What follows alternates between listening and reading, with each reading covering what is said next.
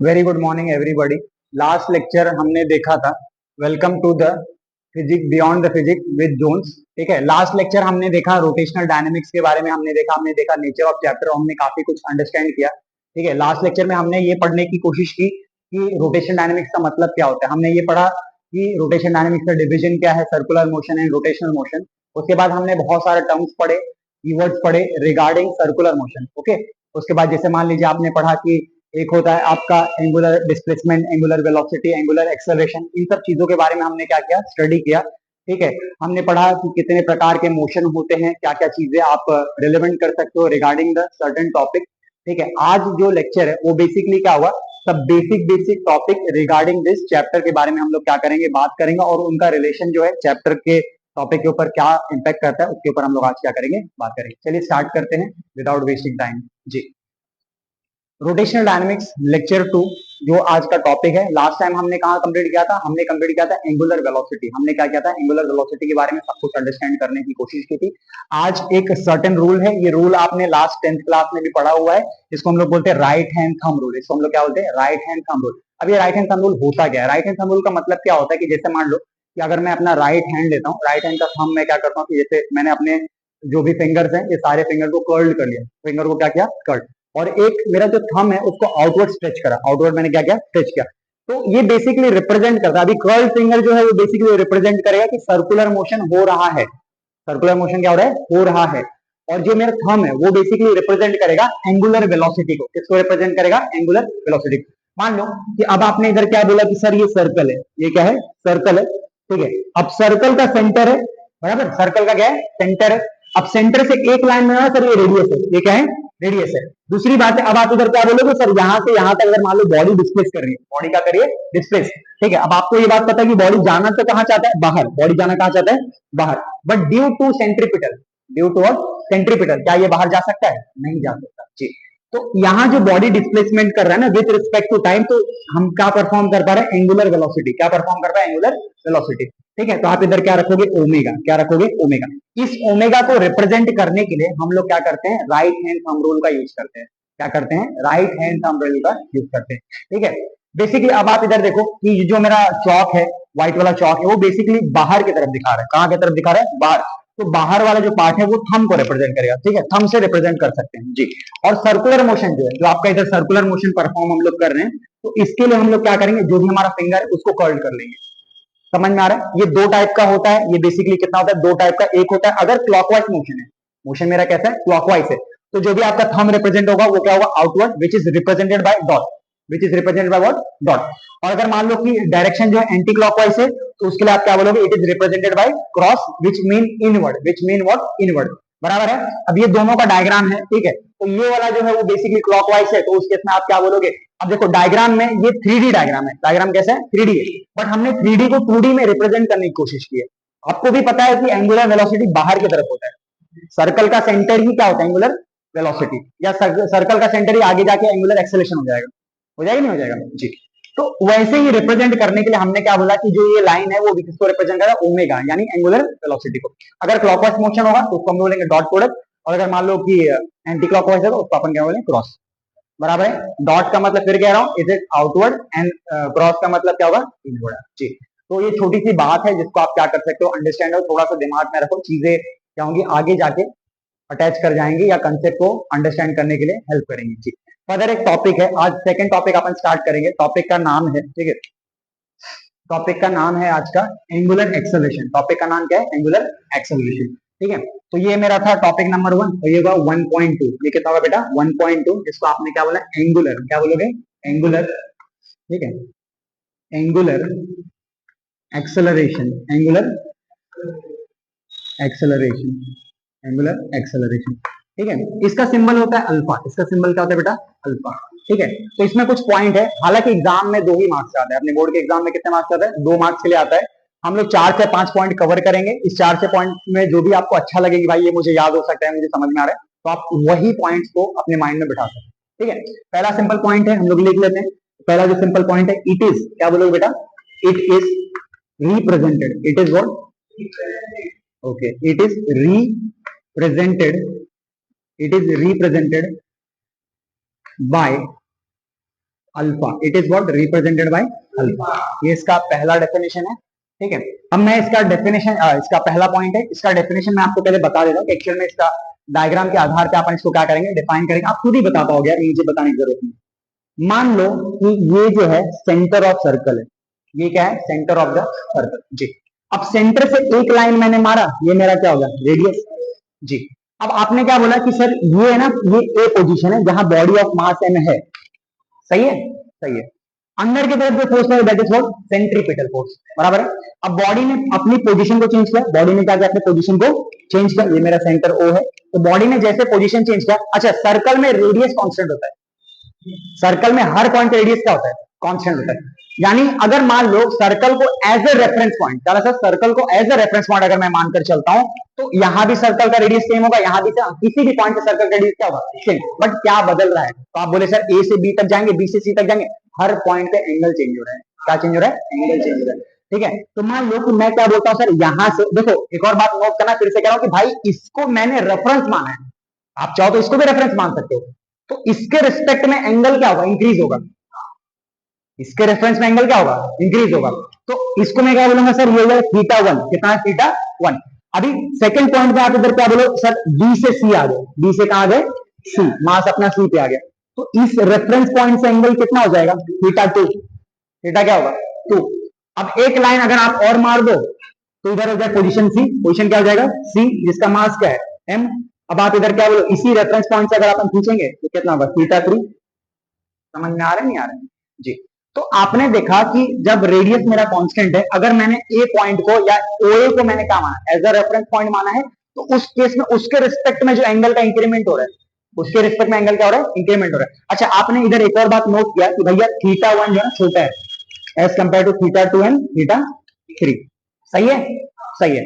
अब रही बात एंगुलर एक्सेलरेशन की, भैया एंगुलर एक्सेलरेशन लगेगा कैसे, तो एंगुलर एक्सेलरेशन आपका लगेगा ये जो चौक है, ये जो आपका चौक है, वो चौक किस डायरेक्शन में, बाहर के डायरेक्शन में, आउटवर्ड डायरेक्शन में, बराबर।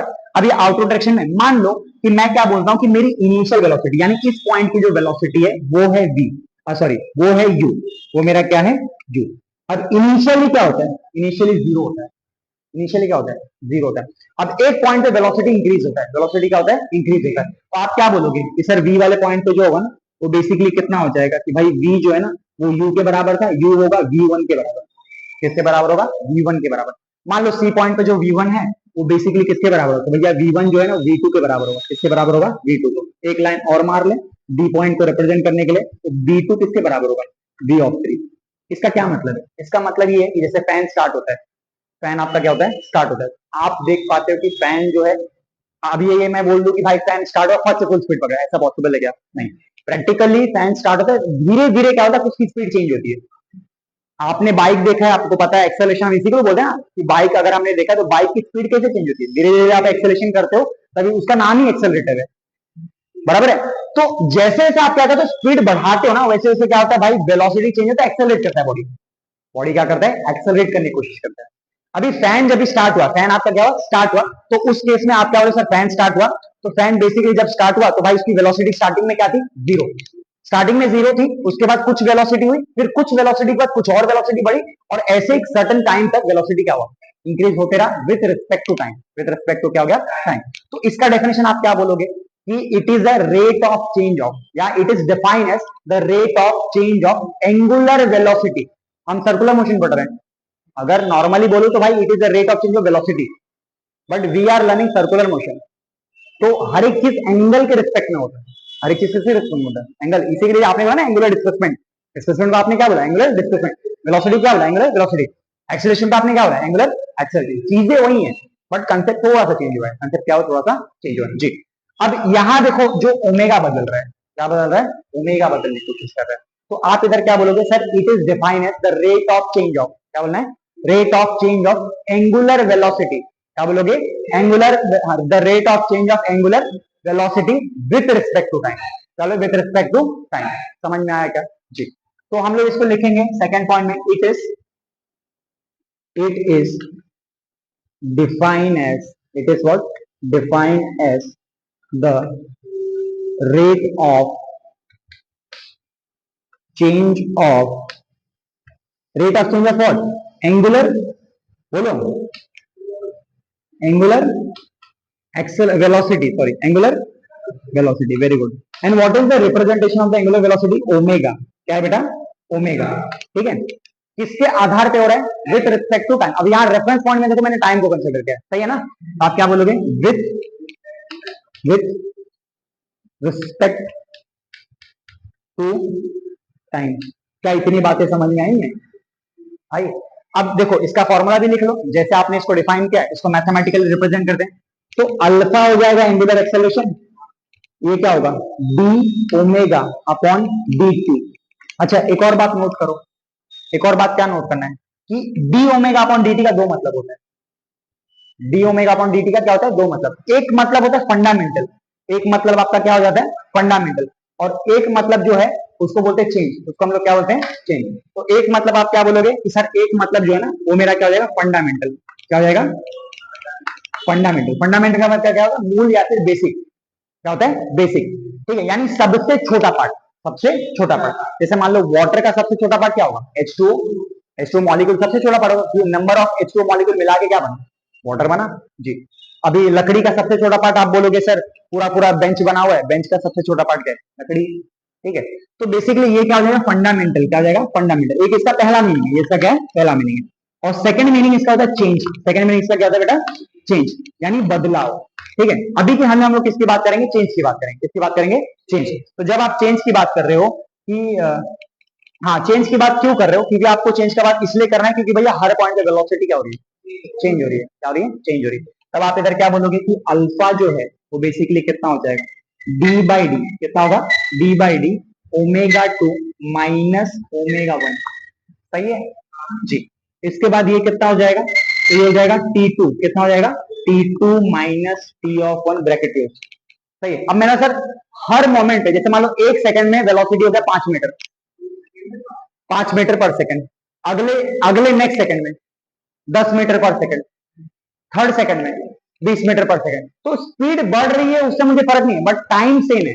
टाइम का जो डिफरेंस है, जैसे मैं ऐसा थोड़ी ना कि भाई पहले सेकंड में फर्स्ट सेकंड में कितना हो गया? 5 हो गया, फिर 7 सेकंड के बाद वेलोसिटी इंक्रीजमेंट हुआ। तो उसके लिए अपन ये फॉर्मूला यूज करेंगे। जब दो अलग अलग टाइम दिया जाएगा तो उसके फॉर्मूला अपन ऐसा करेंगे।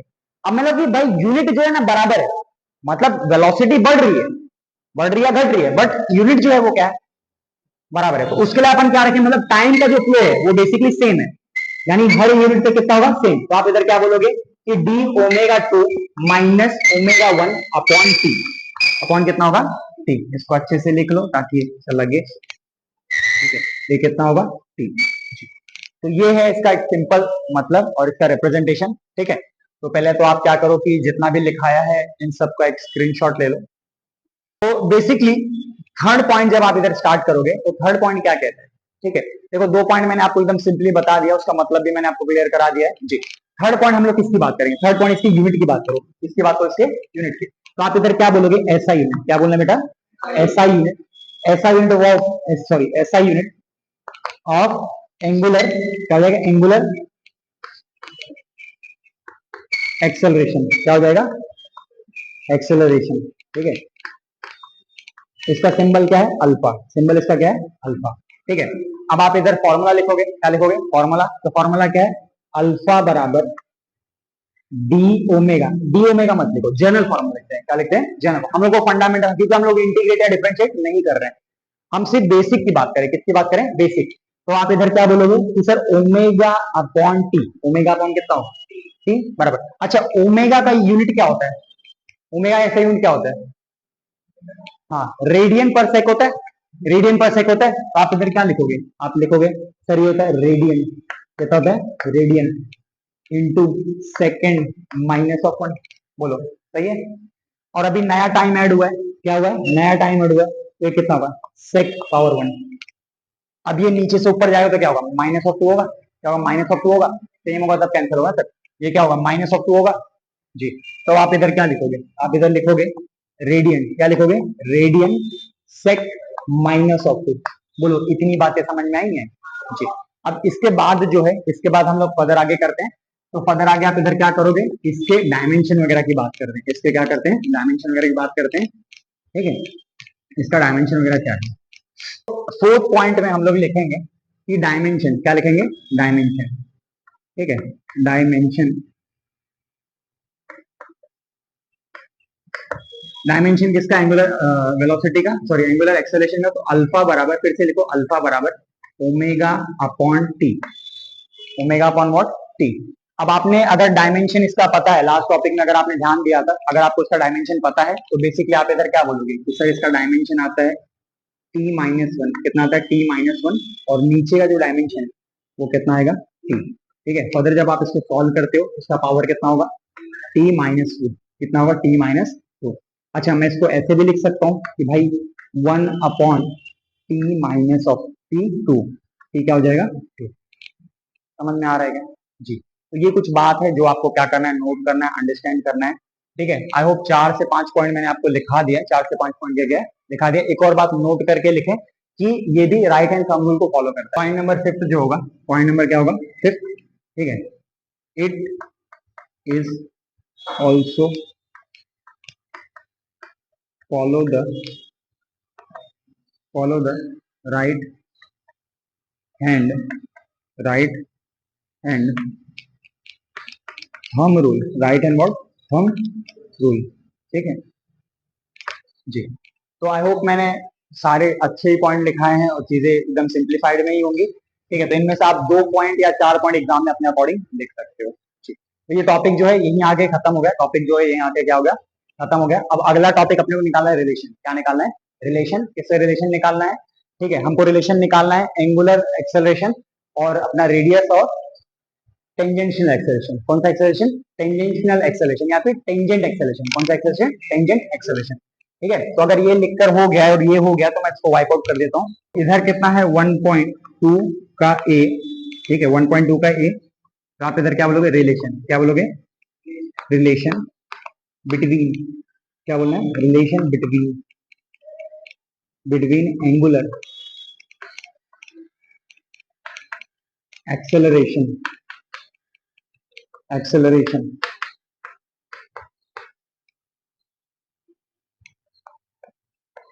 And angular, sorry tangent acceleration. ठीक है, तो हमको ये निकालना है, हमको ये क्या करना है, निकालना है। ये कोई स्टेटमेंट नहीं, टॉपिक है पूरा। ठीक है, अपने को क्या करना है, निकालना है। जैसे मान लो कि अगर मैं बोलता हूँ कि ये मेरा सर्कल है, ये मेरा क्या है, सर्कल है। ठीक है, ये मेरा क्या है, सर्कल है, बराबर, ये सर्कल है। ये सर्कल का सेंटर हो जाएगा ओ, सर्कल सेंटर क्या होगा ओ, यहाँ से लेकर यहाँ तक ये क्या हो जाएगा, रेडियस, क्या हो जाएगा, रेडियस। अच्छा, एक और बात देखो कि यहाँ से लेकर यहाँ पे एंगल फॉर्म होगा। क्या फॉर्म होगा, एंगल, जब पोजीशन चेंज होगा। जब क्या चेंज होगा, पोजीशन।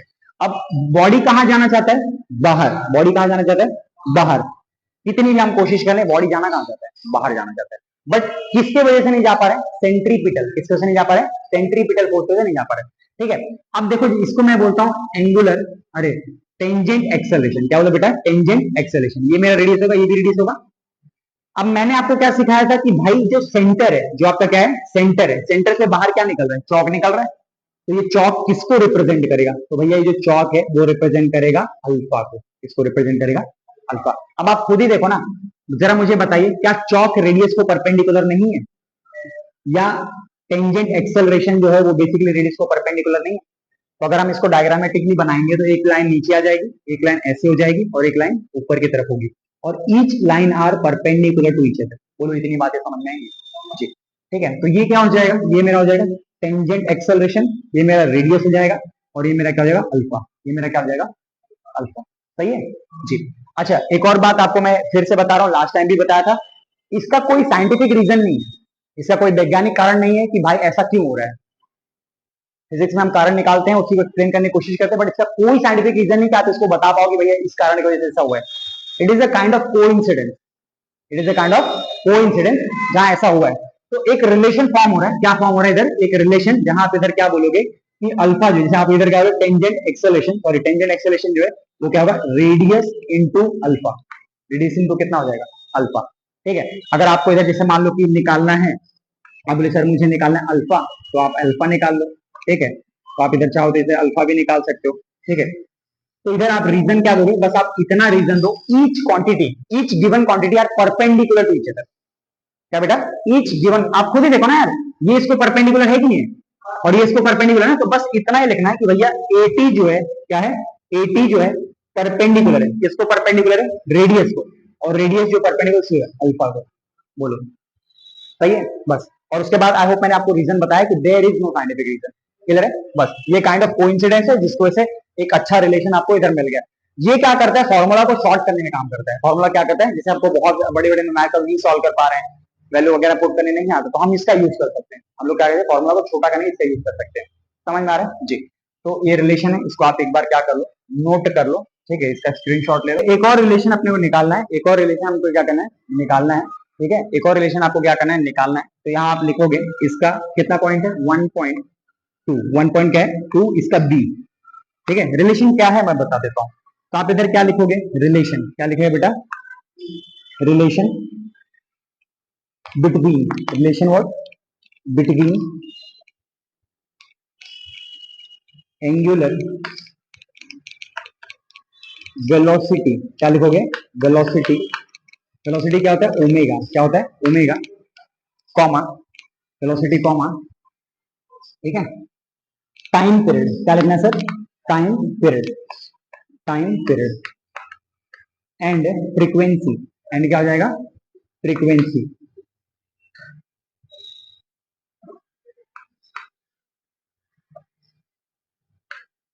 ठीक है। हमको क्या करना है, इन तीनों के बीच में एक छोटा सा रिलेशन निकालने की कोशिश करना है, ठीक है, एकदम सिंपल है। अब जरा आप मुझे बता दीजिए कि एंगुलर वेलोसिटी फॉर्मूला क्या होता है, सिंपल फॉर्मूला आप मुझे बताओ कि एंगुलर वेलोसिटी फॉर्मूला क्या होता है। तो हम लोग क्या बोलेंगे कि सर एंगुलर वेलोसिटी होता है ओमेगा, क्या होता है, ओमेगा, क्या होता है, ओमेगा। मान लो कि ये मेरा सर्कल है, ये मेरा क्या है, सर्कल है, ठीक है, ये मेरा क्या बेटा, सर्कल है, सही है।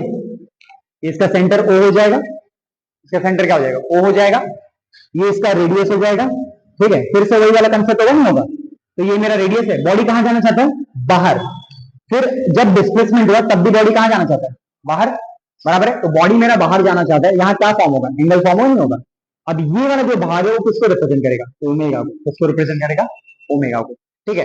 अब देखो मुझे पता है कि ओमेगा, अभी जैसे मैं क्या बोल रहा हूँ, अगर रेफरेंस पॉइंट में ओ को लेता हूँ, रेफरेंस पॉइंट किसको लेता है बेटा, ओ को, ओ और ए जो पॉइंट है, इस पॉइंट को अगर एज ए रेफरेंस पॉइंट लेता हूं, तो इधर क्या होगा, इधर थीटा इंक्रीज होगा हर पॉइंट पे, जैसे जैसे पोजीशन चेंज होगी वैसे थीटा क्या होगा, इसका मतलब थीटा क्या हो रहा है, चेंज हो रहा है, थीटा क्या हो रहा है बेटा, चेंज हो रहा है। तो आपने खुद ही बताया था कि इसका फॉर्मूला जो होता है वो होता है थीटा, कितना होता है, theta upon time, theta upon कितना होगा, टाइम, बराबर है, ठीक है। तो हम लोग को ये बात पता है कि जैसे ए से बी तक अगर मैं जाता हूं तो क्या होगा, थीटा होगा, क्या होगा, थीटा चेंज होगा। अब जैसे मान लो बी टू सी जाओगे फिर थीटा क्या होगा, चेंज होगा। फिर सी टू डी जाओगे थीटा क्या होगा, चेंज। बट रेफरेंस पॉइंट मेरा क्या होगा, ओए। अगर सेम पॉइंट से अगर आप देखते हो तो रेफरेंस पॉइंट से अगर सेम देखोगे तो क्या होगा भाई, हर पॉइंट पे थीटा क्या हो रहा है, चेंज हो रहा है जी। तो इसी को तो हम लोग क्या बोलते हैं, एंगुलर वेलोसिटी, इसी को हम लोग क्या बोलते हैं, एंगुलर वेलोसिटी, यानी rate of change of velocity with respect to time, rate of change of displacement और angular displacement with respect to time क्या होता है, angular velocity. I repeat, rate of change of angular displacement with respect to time is called what, angular velocity. यानी हर moment, हर position पे velocity, अरे theta जो change हो रहा है, गिवन रेफरेंस पॉइंट से थीटा क्या हो रहा है, चेंज हो रहा है, नहीं हो रहा है। तो यही जो चेंज है ना सर, इसी को तो अपन क्या बोलते हैं, ओमेगा, ओमेगा जी। अब आखिर एक सर्कल के अंदर कितना सर्कल ये होता है, उसका डिग्री कितना होता है, 360, और सरकमफ्रेंस कितना होता है, 2 पाई आर, कितना होता है, 2 पाई आर। तो आप इधर क्या लिखोगे, सर सरकमफ्रेंस जो होता है दैट इज 2 पाई आर, और डिग्री जो है थीटा जो है, यानी एक सर्कल अगर मुझे थीटा के फॉर्म में अगर देखना है तो बेसिकली ये कितना हो जाएगा, आप इधर लिखो लेंथ, आप इधर क्या लिख दो, लेंथ जो है यानी अपर जो चूड़ी वाला जो भाग है दैट इज 2 पाई आर। और एक पूरा circle A to A start करके ए से पहुंचा तो भाई 360 डिग्री, बराबर है जी। तो सर्कल पूरा जैसे मान लो मैंने करा, तो मैंने कहा ओमेगा इक्वल टू, मैं इधर क्या लिखूंगा, तो आप इधर लिखो 360, कितना लिखोगे, 360 अपॉन टी। क्या इतनी बातें समझ में आई है, रेडियंट में कैसे लिखेंगे, तो आप ऐसे 2 पाई, क्या लिखेंगे, 2 पाई अपॉन टी। बोलो इतनी बातें समझ में आई है, इतनी बातें समझ में आई, ठीक है।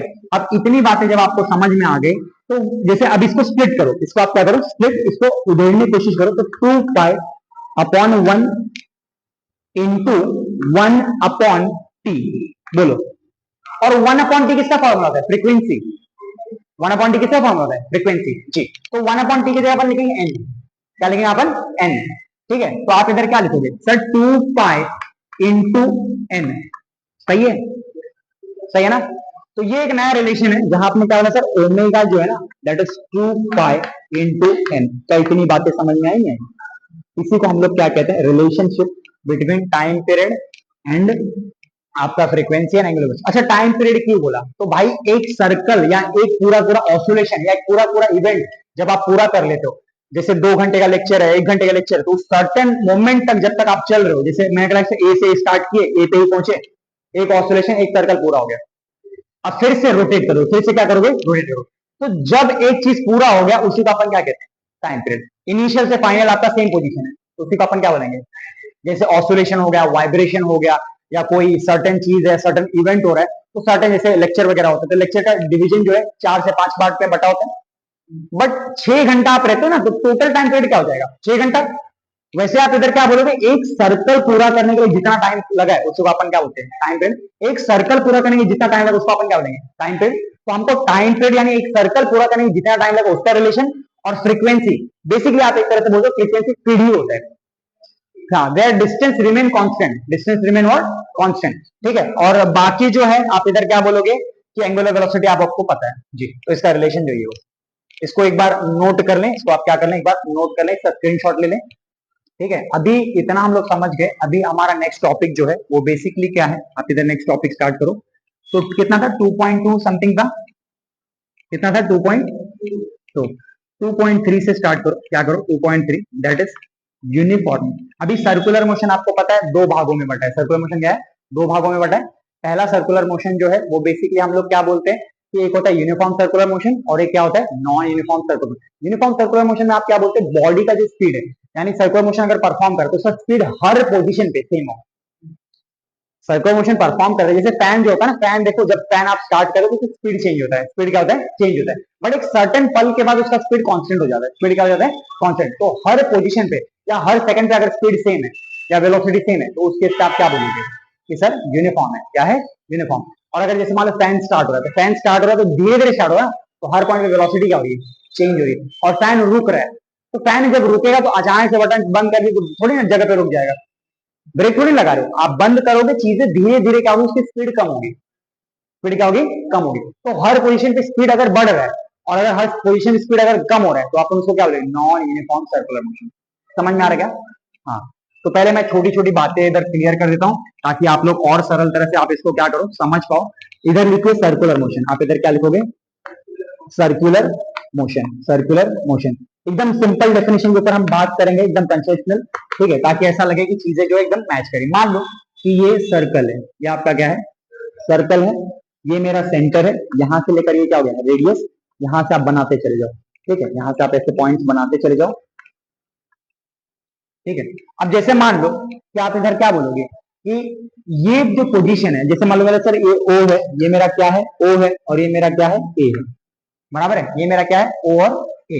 ठीक है, तो सर्कुलर मोशन का डेफिनेशन क्या कहता है कि कोई भी बॉडी जिसका मास एम हो, क्या बोलोगे? कोई भी बॉडी जिसका मास क्या हो? एम हो, अगर सर्कुलर पाथ, क्या बोला बेटा? सर्कुलर पाथ में मोशन को परफॉर्म कर रहा है। क्या कर रहा है? सर्कुलर पाथ में मोशन को अगर परफॉर्म कर रहा है तो उसी को हम लोग क्या बोलते हैं? Circular motion. तो body of the mass M performing motion in a circular path और circular track is called what? Circular motion. ठीक है, तो बेस्ड ऑन द मोशन, क्या बोलना है आपको? Based on the motion it is further divided into 2 major part. 2 क्या हो जाएगा? Major part. एक पार्ट को हम लोग बोलते हैं यूनिफॉर्म सर्कुलर मोशन, एक को हम लोग क्या बोलते हैं? यूनिफॉर्म सर्कुलर मोशन, और एक को हम लोग बोलते हैं non uniform circular motion. Motion के आधार पे आपने क्या किया? 2 भागों में बांट लिया। एक में गति जो है ना सर वो सेम है, गति क्या है? हर पॉइंट पे सेम है। और एक में गति जो है बढ़ रही है या घट रही है, तो उसी का यूनिफॉर्म, और दूसरे क्या है? Non uniform. तो आप इसका डेफिनेशन मुझे बताओ। तो आपने इधर क्या लिखना है कि सर इसका डेफिनेशन जो होगा वो बेसिकली ये होगा कि द बॉडी, क्या लिखोगे? द बॉडी ऑफ, ये हमने पहले भी लिखा है, बॉडी ऑफ मास एम। ठीक है, body of mass M performing, क्या sir? Performing motion, performing what? Motion in circular path, circular क्या बेटा, पाथ, सर्कुलर पाथ और ट्रैक, क्या हो जाएगा, ट्रैक। सही है नहीं सही, ठीक है। लिखोगे सर्कुलर मोशन जो है वो कितने भागों में बटा हुआ है, एक क्या है बताओ, यूनिफॉर्म, यूनिफॉर्म सर्कुलर मोशन, क्या बोलेगा बेटा, यूनिफॉर्म सर्कुलर मोशन, ये इसका फर्स्ट पार्ट है, ठीक है। बेस्ड ऑन मोशन फिर क्या हो जाएगा, नॉन, क्या लिखोगे आप इधर, non uniform, uniform circular motion,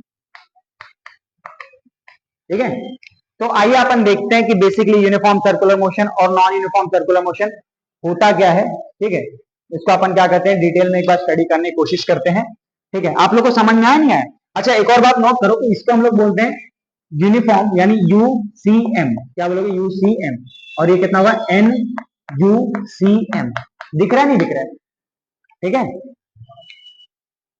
तो इसके बाद जो है आप क्या करो, इधर डिवीजन करो, क्या करो, इधर डिवीजन करो, और देखो अपन स्टार्ट करते हैं, पहले मैं स्टार्ट करता हूं यूनिफॉर्म, क्या बोलेंगे अपन, uniform circular motion, uniform circular motion, shortly हमने क्या बोलना है, यूसीएम, क्या बोलेंगे, यूसीएम, ठीक है। क्या बोलेंगे हम लोग इसको, यूसीएम, सही है, जल्दी जल्दी करना। तो शॉर्टली हम लोग इसको क्या बोलेंगे, यूनिफॉर्म सर्कुलर मोशन।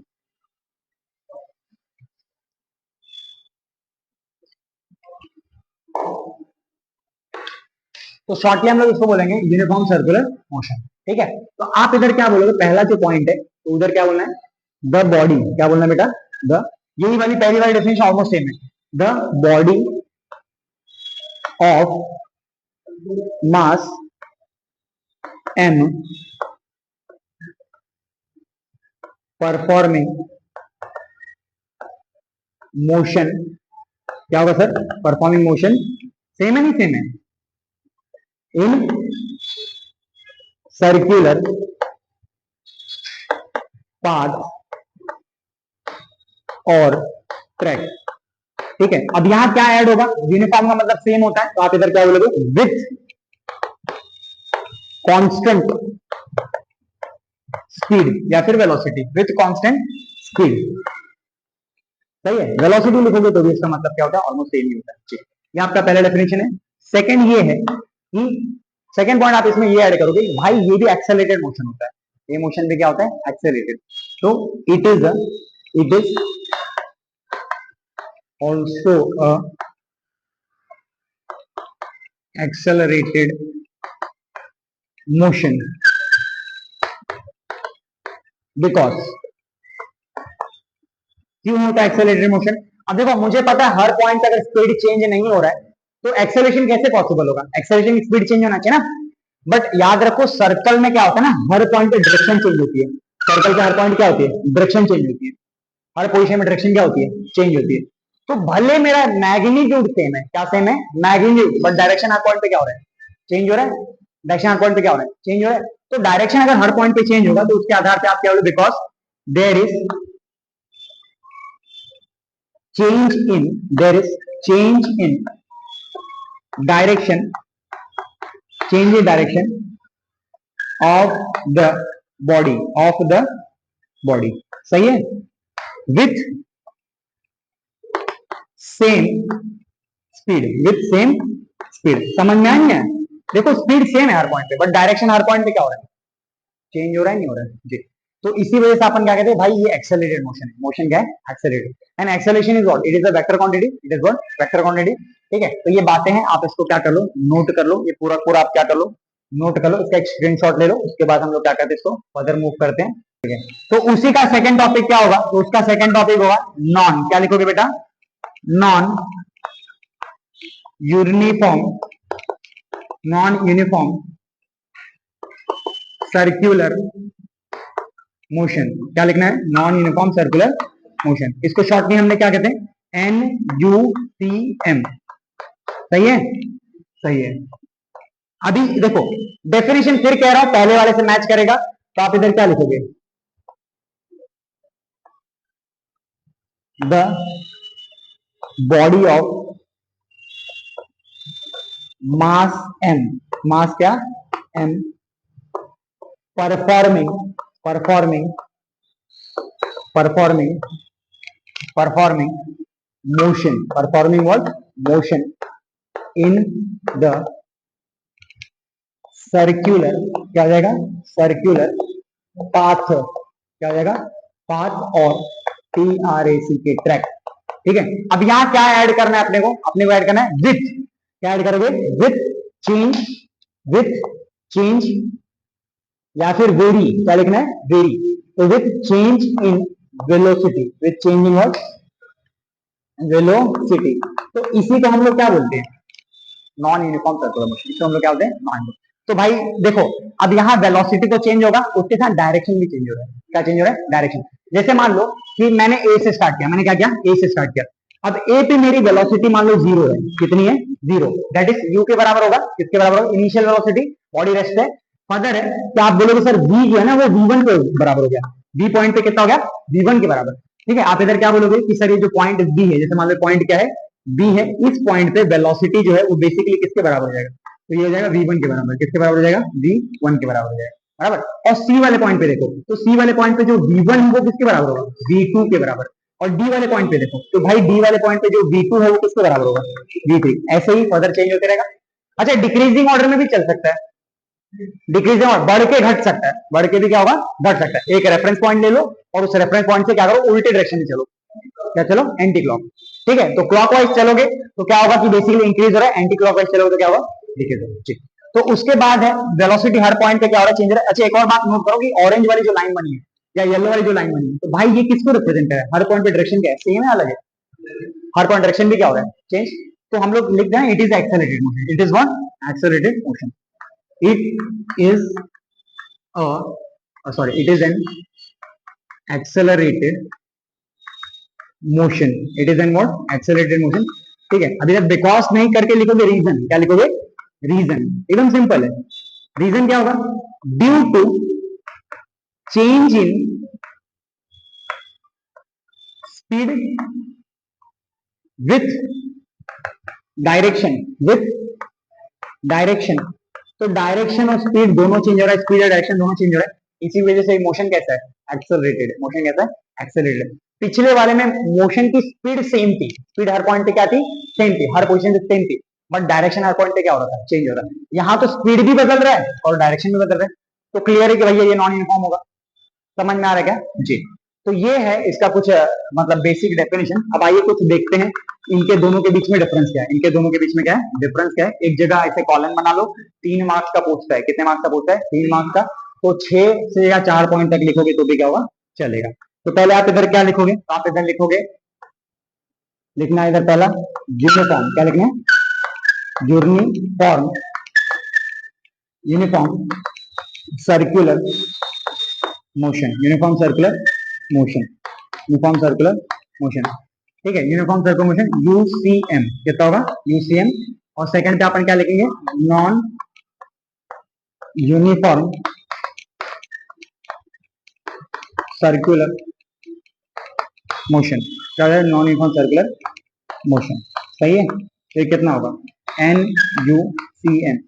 हमको क्या करना है, इनके बीच में जो है ना फर्क निकालना, हमको इसके बीच में क्या निकालना है, फर्क निकालने की कोशिश करना है। ठीक है, सिंपल है, देखो पहले पहले इसका डेफिनेशन लिखेंगे अपन, पहले इसका क्या लिखेंगे, डेफिनेशन में इसका कलर चेंज कर देता हूं ताकि आपको बेहतर दिखे। तो पहले आप इधर क्या लिखोगे, तो पहले जो है यूनिफॉर्म में क्या होता है, स्पीड सेम होता है। तो एकदम सिंपली मैं पूरे डेफिनेशन रिपीट नहीं करना चाहूंगा, तो आप इधर क्या लिखोगे, स्पीड रिमेन सेम। ठीक है, speed remain same, speed remain what, same, और कांस्टेंट, और क्या होता है बेटा, कांस्टेंट। अब आप चाहो तो एग्जाम में डेफिनेशन लिख सकते हो, डेफिनेशन क्या कर सकते हो, लिख सकते हो, बट इतना भी लिखोगे पूरा मार्क्स देगा, बराबर है। सेकंड पॉइंट आप इधर क्या लिखोगे बताओ, स्पीड वेरी या चेंज, स्पीड क्या हो जाएगा, इज क्या हो जाएगा, बोल, speed is change, speed is what, change. ठीक है, स्पीड क्या हो जाएगा, इज चेंज। अगर इसका मतलब क्या है, इसका मतलब ये है कि भाई वेलोसिटी अगर ये है तो अल्फा जो मेरा बैठेगा, अल्फा जो है वो बेसिकली किसके बराबर होगा, 0।